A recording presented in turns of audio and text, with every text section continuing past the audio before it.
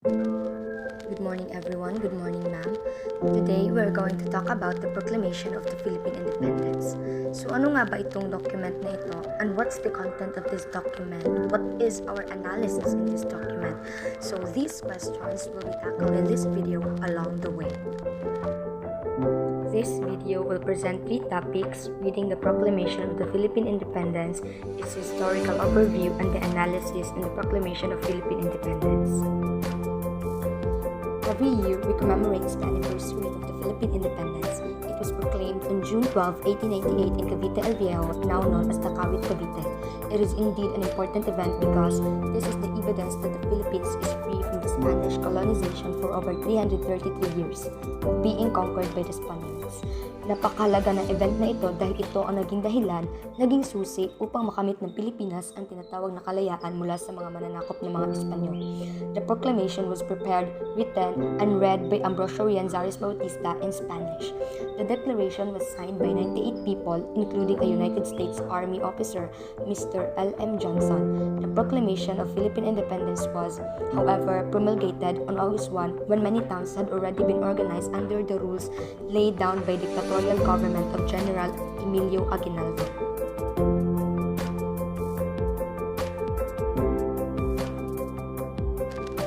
The Philippine Revolutionary Government did not recognize the treaty or American sovereignty and subsequently fought and lost a conflict with the United States. It ended when Emilio Aguinaldo was captured by U.S. forces in March 23, 1901 and issued a statement acknowledging and accepting the sovereignty of the United States over the Philippines. The U.S. finally granted complete independence to the Philippines on July 4, 1946 via Treaty of Manila. President Estado Macapagal in 1964 signed into the Law Republic Act No. 4166 designating June 12 as the country's Independence Day.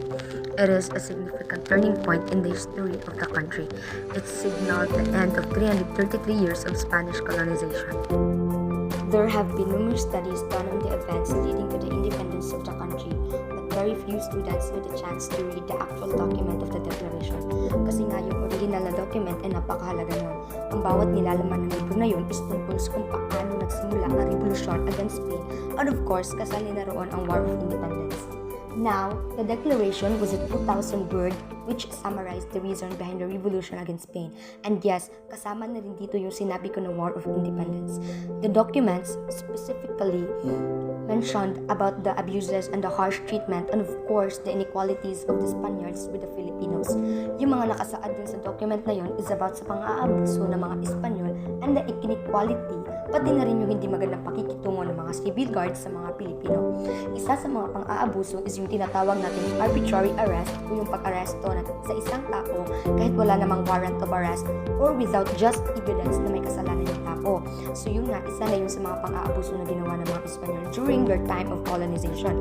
And according to the document, it is not just all about the harsh treatment. Nakasaad din dito yung tungkol sa unlawful shooting o yung pagbaril sa isang tao na tumakas, hindi man lang hinuli kundi binaril. While some commanders of the civil guards, ganun yung inuutos sa kanila, binabaril yung mga Filipino escapee or mga tumakas na Pilipino. Binabaril lang nila ito at hindi nila hinuli. Ito ang naging dahilan kung kaya't nagkaroon ng himagsikan dahil sa maling pamamalakad ng gobyerno ng mga Kastila at dahil sa maling pagtrato sa mga Pilipino. Bayan ng Cavite Viejo, lalawigan ng Cavite, ngayong ika-12 ng Hunyo, 1878, sa harap ko, Don Ambrosio Rianzares Bautista, Auditor de Guerra at sadyang komisyonado na itinalaga upang ipahayag na at parangalan ang tanging araw na ito ng pamahalaang diktatorial sa Pilipinas ayon sa karatas ng kataas-taasang diktador Don Emilio Aguinaldo Infami. Tayong mga nagkakatipon nagsilagda sa lupa nito ay pinahayag natin ngayon at pinasisinayan sa pangalan ng buong Pilipinas ang ating karapatang makapamuhay ng malaya at nagsasarili, hiwalay at kalag na kalag sa kapangyarihan ng Espanya. At ngayon, hawak ko na ang watawat na aking binabagayway sa harap nitong kapulungan at nanunumpa naman tayong lahat ng buong taimtim na ito'y mamahalin at ipagtatanggol hanggang sa kauli-uli ang patak ng ating dugo. Now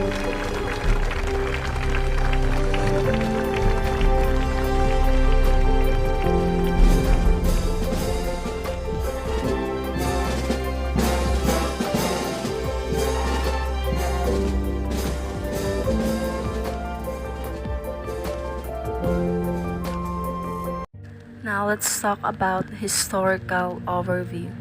Historical overview narrating the movement and describing like an electric spark in the different towns and provinces like Bataan, Pampanga, Batangas, Bulacan, Laguna, and Morong. The document also mentions Rizal's execution, calling it unjust. The execution was done to please the greedy body of friars in their insatiable desire to seek revenge upon and exterminate all those who are opposed to their Machiavellian purposes, which tramples upon the penal code prescribed for these islands.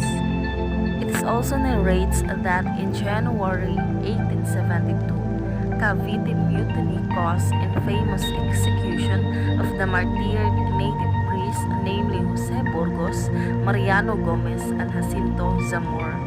Let's talk about Emilio Aguinaldo's dictatorship.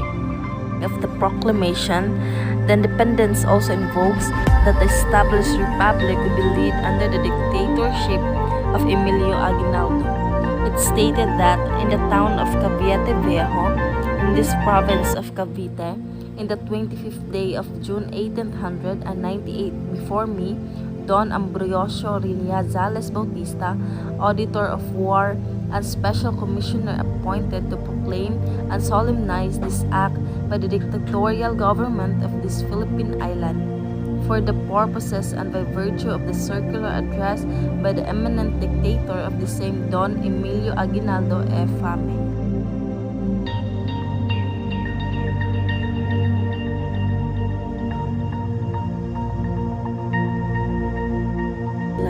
Explained that the white triangle represents the distinctive emblem of the famous Katipunan society, which by means of its compact of blood urge and the masses of the people to resurrection. The three stars represent the three principal islands of this archipelago, the Luzon, Mindanao, and Panay, in which this resurrectionary movement broke out. The sun represents the gigantic strides that have been made by the sons of his land on the road of progress and civilization.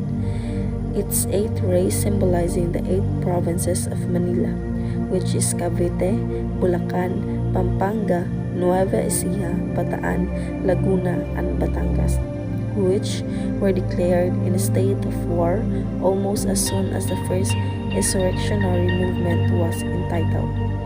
And the color blue, red, and white commemorate those of the flag of the United States of North America, in manifesting of our profound gratitudes towards the great nation for the distrusted protection she is extending to us and will continue to extend to us. Details reveals that much about the historically accurate meaning behind the most widely known national symbol in the Philippines. It is not known by many, for example, that the white triangle was derived from the symbol of the Katipunan. The red and blue colors of the flag are often associated with courage and peace respectively. Our basic education omits the fact that those colors were taken from the flag of the United States. While it can always be argued that symbolic meaning can always change and reinterpreted, the original symbolic meaning of something represents as several historical truths that can explain the subsequent events which unfolded after the Declaration of Independence on the 12th day of June 1898.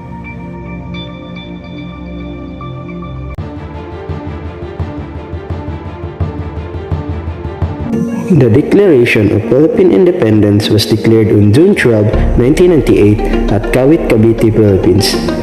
On the balcony of General Emilio Aguinaldo's home, the challenges that our countrymen faced, which prompted the revolutionary sentiment, were described in the paper. Abuse by the priors, prejudice, and inequality are few examples. The document describes how movements quickly expanded throughout several cities and provinces around the Philippines for the freedom and independence from Spanish colonial control that they hoped for. It brought the Philippines and the Filipinos together. Numerous thousands of people traveled from all across the nation to Kawit to witness the historic occasion. To witness the above-mentioned historic event, the soldier, representatives from other towns, and the other public officials were there. The proclamation described the successful revolutionary movement and the hardship our countrymen had to gain our independence. For instance, take the murder of the Gomborza. The executed local priest, Jose Burgos, Mariano Gomez, and Asiento Zamora. They thought that this incident had inspired the Filipino people to take up arms in the struggle for our independence from Spain. The paper also mentions Jose Rizal's death and legacy. However, there were also significant issues that were left out of the paper, such as the agrarian crisis the Filipino people were going through. For the right to control our land, our soldiers battled. Additionally, the Katipunan Foundation was not mentioned. They were excluded. We are aware that Bonifacio, together with his fellow founders and the Katipunan, play a significant part in securing our freedom from Spain. Overall, I would conclude that this document exhibits some bias or selection bias. It teaches us important lessons about how to evaluate primary sources. This official document implies that we have the right to live without any restrictions and that we are all equal. It can also serve as evidence that our nation and we were freed from colonial rule. In order to exercise our right to live in freedom, peace, and harmony with others, it teaches us to be more independent and to define our country and ourselves.